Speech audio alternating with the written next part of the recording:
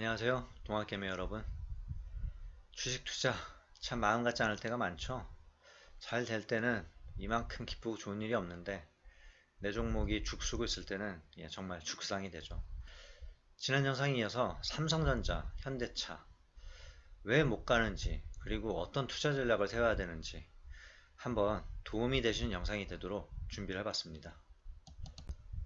제가 줄기차게 말씀드리는 게 두 가지가 있죠. 하나는 바로 이 수급 상황, 투자주체별 매매 동향이라고 하죠. 그리고 다른 한 가지는 지난 영상에서 말씀드렸던 신용 부분이죠. 오른쪽에 나와 있는 게 바로 이제 신용 증감 현황입니다. 왜 이 부분을 말씀드리느냐? 삼성전자나 SK 하이닉스 이라는 저 반도체주, 또 요즘 각광을 받고 있는 LG화학 같은 종목, 혹은 또 인터넷 관련주들, 각자 어떤 실적 상황이나 또는 환율 변동에 따라서 영향을 받는 것들이 상당히 다릅니다. 근데 지금 장세가 어떤 장세냐? 바로 유동성 장세죠. 유동성은 뭔가요? 돈의 힘으로 올라가는 장세입니다. 그러다 보니까 돈의 힘, 과연 어디에 그 돈이 몰리느냐가 주식의 주가에 가장 직접적으로 영향을 받는 장세입니다. 실적 무관하죠. 완전히 무관하다고 할 수는 없지만 실적에 따라서 지금 주식이 움직이는 장세는 아니라는 거죠. 특히나 실적 괜찮고 배당도 잘 나오는 배당주들, 주가 흐름 어떤가요? 안 봐도 비디오죠.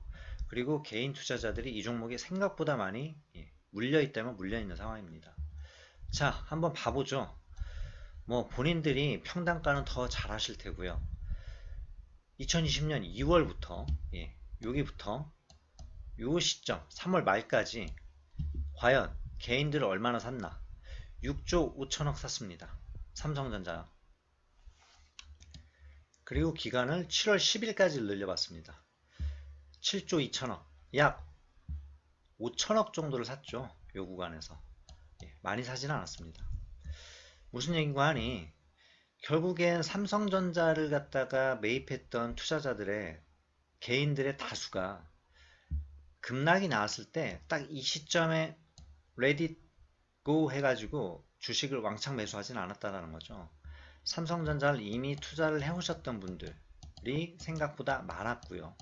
그런 종목들이 반등을 하게 될 때 이런 어떤 급등 구간이 나오긴 했지만 저점 대비했을 때 생각보다 많이 오르지 않은, 요즘 많이 나오고 있는 카카오입니다. 상당히 급등했죠. 그리고 LG화학입니다. LG화학도 저점 대비해서는 벌써 더블 이상이 나온 상황이죠. 이런 종목들을 보고 있자니 삼성전자, 현대차 갖고 계신 분들은 참 속이 타들어갑니다. 보시면 아시겠지만 지난 영상에서 바로 제가 이제 이런 부분들을 면밀히 검토해서 올려드린 자료가 있는데 한번 꼭 보셨으면 좋겠고요. LG화학 같은 경우는 5월 말까지만 하더라도 순매수를 이어가고 있다가 이제 급등이 나타난 이 시점에서는 매도로 돌아섭니다. 매매를 잘했다고 하면 잘한 종목이긴 한데 결국엔 2월부터 요 구간까지 따졌을 때 개인들은 매도를 했다라는 거죠. 그만큼 주가의 흐름과 이런 어떤 수급 상황이 상당히 연관성이 높습니다. 이거 하나만 보고 투자를 하더라도 심하게 물리거나 혹은 시장에서 소외되는 상황은 발생하지 않는다라는 거죠. 자, 다시 삼성전자로 돌아와서 삼성전자의 주가 흐름이 이 구간대에서 48,000원에서 5만원 초반에서 계속 박스권에서 머물고 있다가 급등, 단기 급등이 딱 이틀 정도 나타납니다. 그리고 다시 가는 듯한 모습을 보이다가 카카오나 네이버, LG화학 이런 종목들은 어땠나요? 이 구간이 이렇게 만들어지고 나서 횡보를 하다가 치고 올라갔죠. 그러나 삼성전자 순간 다시 급락, 원위치 시키는 거죠. 그리고 박스권, 다시 한번 잠정 실적 발표 이런 얘기 나오면서 오버슈팅 했다가 다시 제자리 걸음, 이런 상황이 연출되고 있습니다. 지수 컨트롤용이라고 누수히 말씀을 드렸죠. 삼성전자는 코스피 지수 자체를 컨트롤하는 용도로 사용을 합니다. 시가총액 가장 상위 종목이다 보니까 이 종목 하나로 컨트롤하는 게 가장 쉬워요. 그리고 지수와 관련된 상품들이 뭐가 있죠? 크게 두 가지가 있습니다. 지수 선물 옵션, 그리고 주식 선물. 이 여기에서 오는 수익들 생각보다 크죠. 그리고 이 종목 하나를 통해서 여기에서 막대한 수익을 챙길 수가 있습니다. 그러다 보니까 지수 선물에 편입돼 있고 또 코스피 지수를 갖다가 움직이는 종목에 해당이 된다. 그렇다라고 하면 개별적으로 노는 상황들이 발생된다는 거죠. 자, 다음은 현대차입니다. 현대차도 코로나19 직격탄을 맞으면서 급락이 나왔죠. 주가가 반토막이 났습니다. 고점 대비했을 때 반토막. 그리고 급반등을 했죠. 삼성전자보다는 오히려 나았어요. 수익률 면에서는. 그리고 다시 한번 횡보하다가 레벨업 10만원을 돌파하면서 11만원 가고 이제 다시 뚫고 올라가나 싶었는데 다시 제자리 걸음으로 원위치 시킵니다. 이런 종목들의 특징들 어디에서 찾을 수 있나? 뭐 여러 가지가 있겠지만 가장 기본적으로 수급 상황. 개인 7,700억 매수. 2월부터 3월 31일까지 요 구간에서 여기까지를 갖다가 따졌을 때 7,700억 매수. 그리고 외국인과 기관은 매도죠. 특히나 외국인의 매도는 강렬했습니다. 그리고 날짜를 7월 10일로 변경을 시켰습니다. 자, 여기부터 여기까지 매수한 금액이 1조 2천억으로 늘어나네요. 5천억 정도 매수가 4월 1일부터 7월 10일까지 있었습니다. 자, 이 자료를 보면서 어떤 부분들이 생각이 드시나요? 감이 잘 안 오실 수도 있을 것 같아서 다른 증권사의 차트를 불러봤습니다. 연두색이 개인이고요. 파란색이 기관, 그리고 빨간색이 외국인입니다. 주가 흐름은 오른쪽에 이제 차트가 있죠. 급락 이후에 급반등, 그리고 한 번 더 올라갔다가 다운. 이런 어떤 모습들이 나타났는데, 자, 개인들이 4월 초부터 해서 매수에 급격히 가담을 하면서 주가는 올라가는 모습을 보입니다. 그러나 다시 다운. 그리고 이 구간에서 6월 초죠. 6월 초에 매수가 일어나면서 주가는 올라가는 척 하다가 다시 제자리 걸음. 자, 많은 개인 투자자들이 생각보다 초보들입니다. 그리고 돈을 갖다가 많이 투입시키신 분들 같은 경우에는 초보분들은 아니세요. 이전부터. 자, 여기 이제 주봉 차트인데 아까도 보여드렸죠. 2월부터 이 전 구간에서 이미 매수가 됐던 분들이 관심을 갖고 있다가 하락이 나오니까 이를테면 물타기 매수 내지는 이제 신용까지 써가면서 매수가 일어난 거고요. 그리고 반등이 나오면서 이를테면 이런 구간에서 이제 물량이 어느 정도 축소가 되죠. 단기적으로 수익을 냈으니까. 근데 결과론적으로는 여기서도 사고 여기서도 사고 여기서도 사고 다양하게 산 가격대들이 있으시겠죠. 다만 최저점에서 얼마나 잡았느냐가 관건이 될 수 있을 텐데 생각보다 많지 않다라는 거죠. 다음 영상에서 준비 중인데 1,000만원으로 수익 본 동학개미들 여기에서 이제 수익 냈죠. 3,000만원, 5,000만원이 편입되는 시점 그리고 나서는 주가 흐름은 본절이거나 혹은 손실 상황에 놓이게 되는 종목들이 상당수라는 거죠. 주식시장이 흘러가는 구조랑 상당히 비슷합니다. 삼성전자와 현대차가 못 가는 이유 뭐 이걸 단적으로 어떻다라고 얘기 드리기는 참 어렵지만 자 어째도 지금 코로나 때문에 기업 이익 전망치 하향되고요. 경제지표 부진하고요. 좋은 재료 자체가 없는 상황입니다. 그러나 시장은 반등을 했고 코스피 지수 같은 경우도 지금 이 위치까지 올라와 있죠. 네이버나 카카오, 그 다음에 뭐 셀트리온, LG화학 이런 종목들은 어떻습니까? 연중 고점을 뚫고 지금 올라가 있는 상황입니다. 그러나 못 가는 종목들이 지금 상당수라는 거죠, 사실은. 그렇기 때문에 동학개미 내지는 이 주식 투자에 발을 담그신 분들 같은 경우에는 주변 사람들이 얼마 수익이 났다, 뭐 200만원 났다, 500만원 났다, 내지는 돈 2천만원, 3천만원을 아주 쉽게 번 것 같은데 막상 나는 그렇지 않다 라는 게 사실 문제인 거죠. 그래서 그런 얘기 드리고 싶어요. 주식 투자를 함에 있어서 가장 어려운 건 뭐냐? 종목을 골라내고 내지는 기업을 분석하고 그게 아니에요. 가장 어려운 점은 다른 사람들이 수익 내는 것 같을 때 내가 제자리 걸음을 하고 있거나 혹은 손실이 발생했을 때 이게 가장 어렵습니다. 멘탈적으로 흔들리고요. 마인드적으로 상당히 괴롭죠. 다 같이 손실나는 시점에서는 오히려 낫습니다. 근데 종목별로 이제 차별화 장세가 나타나고 있는 상황에서는 내가 주식 공부를 더 해야 되나? 나는 왜 이 종목에 몰빵을 해가지고 내지는 상당 자금이 여기에 들어가 있는데 내 종목은 안 들어가고 혹여나 나는 가는가 싶어가지고 추가 자금을 투입시켰더니 오히려 이제 평단가가 높아지면서 손실 상황에 놓이게 되고 이런 상황에 직면한 분들이 의외로 많으시다라는 거죠. 그래서 이런 분들을 위해서 제가 이제 팁을 드린다라고 하면 두 가지는 체크를 하셔요. 자, 단기적으로 이렇게 급등이 나타났을 때, 그쵸? 요 구간입니다. 일별로 제가 이 자료화면을 돌렸는데 6월 9일부터 6월 17일 개인 매수가 급격하게 들어오죠. 그리고 기관 매도가 살벌하게 나옵니다. 6월 10일, 11일 언젠가요? 8일, 9일, 10일, 11일, 12일 요 3, 4일 동안에 생각보다 많은 물량이 들어오는 거죠.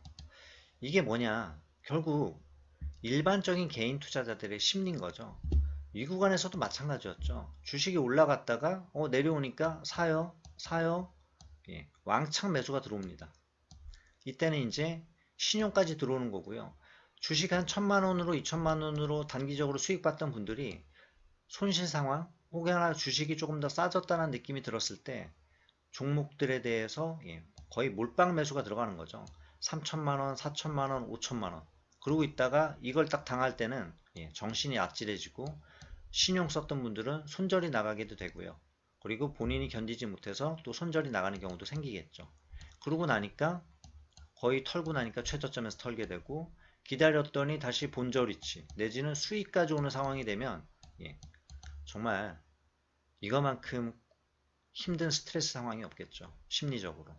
그래서 수급적인 어떤 부분을 갖다가 일단은 살펴야 된다는 거. 그리고 두 번째는 차트적인 부분이죠. 차트적인 거는 너무 어렵게 생각하실 건 없습니다. 뭐 다양한 기술적 분석이나 이런 어떤 유튜버 강의도 있을 테고요. 혹은 또 다른 곳에서 배우신 경험들도 있으실 텐데 가장 기본적인 거, 심리적인 걸 생각을 하시라는 거죠. 이런 상황에 놓여 있을 때 과연 차트적으로 어떻게 될 가능성이 높은가? 그거와 더불어서 이런 어떤 수급 상황을 접목시키면 얘가 횡보하다가 순간 급락이 나온 후에 뭐 급반등을 하겠구나. 내지는 페이크성으로 올라간다라고 하면 이때 수급을 누가 끌어올리는지를 판단을 해야 되는 거겠죠. 그래서 그게 추측이 외국인이나 기관이다라고 하면 페이크가 아니라 한 번 더 갈 여지가 있겠구나. 이런 판단을 해야 되는 거고요. 순간 급락이 나올 때 개인의 손절매가 나온다. 그렇다라고 하면 페이크로 오히려 아래로 꺾였다가 반등할 수도 있겠구나. 이런 요소들에 따라서 투자 전략을 세워야 되는 거고요. 끝으로 하나 말씀드리고 싶은 건 삼성전자 내지는 삼성전자 우선주 사신 분들 어떤 관점으로 사셨나요? 제가 알고 있기로는 대다수는 삼성전자를 단타치기 위해서 들어가지는 않으셨을 거예요. 근데 이 시장에 들어와 있다 보니까 내가 5%, 10% 수익 난 거는 너무나 작아 보이는 거죠. 너무 하찮아 보이는 거고요. 카카오, 뭐 네이버, 내지는 뭐 CJ 제일제당, 셀트리온 이런 애들은 저점 대비했을 때 70%, 100%를 넘어가는 상황을 갖다가 보게 되는 거죠. 내지는 내가 가진 종목 중에서도 이런 종목에 일부 자금이 들어가서 수익을 보죠. 근데 삼성전자에는 2천만원 들어가 있고 이런 종목에는 한 3, 400만원 들어가 있고 그러다 보니까 여기에서 손실이 발생하거나 수익이 난 금액은 되게 미미하거나 작게 느껴지고 여기에서 수익이 난 거는 금액 자체는 적지만 수익률이 높다 보니까 잘못 비교를 하게 되는 거겠죠. 그래서 내가 처음에 가졌던 이 투자 철학 내지는 투자 원칙 자체를 갖다가 망각한 채 난 이걸 배당주로 보고 혹은 중장기의 성장 가능성을 보고 들어갔는데 이 가는 종목들에 들어가지 못한 아쉬움 때문에 그때 실수를 범하게 되는 거겠죠. 물론 제 관점은 그렇습니다. 삼성전자 저는 사지 말라고 말씀을 드렸어요. 왜? 가는 종목이 현재로서는 아니니까. 가긴 가겠죠. 가긴 갈 거예요. 그쵸? 시장이 완전 꼬꾸라지지 않는 상황이라고 하면 비비고 누비고 뭐 하다가 어느 뜬금없는 타이밍에 다시 한번 랠리를 보일 가능성도 있겠죠. 그러나 지금 갈 수 있는 종목은 아니다. 왜? 이런 어떤 판단 요소들을 토대로 얘 종목의 흐름을 갖다가 어느 정도는 예측해 볼 수 있다. 100% 정답이라는 건 아니에요. 혹은 또 이걸 갖고 뭐 매매를 해라. 그럼 수익이 난다. 이 얘기를 들리는 것도 아니고요.